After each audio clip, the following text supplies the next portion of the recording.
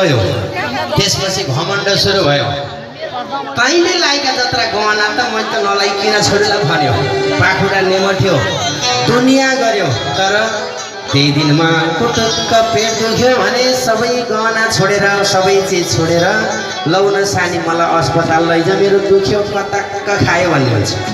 त्यो नखाउन्जेल थाहा हुन्न, त्यही भएर आफूमा सन्चो रहन्जेल राम्रो हुन्जेल मात्रै मेरो संसार हो भन्ने बानी कसैले नगरौँ।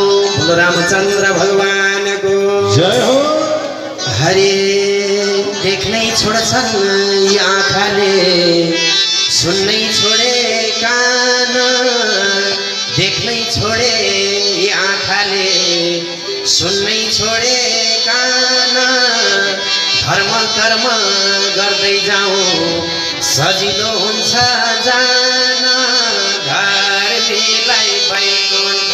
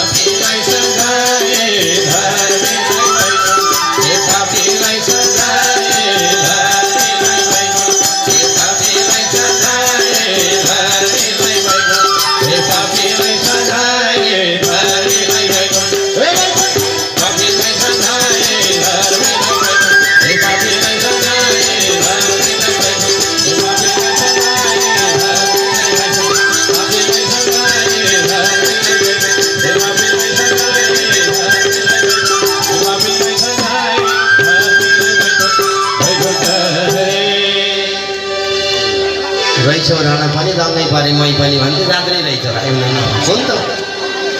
हरे हरे राम। कोहीले धर्म संस्कार भुले, कोहीले जान्यो फाले।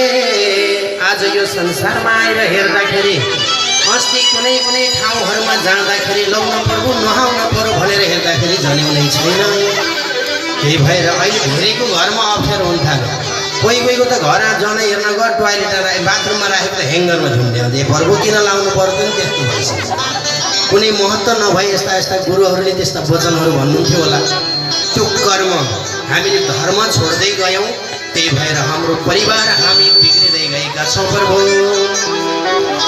कोहीले धर्म कर्म भुले, कोहीले जान्यो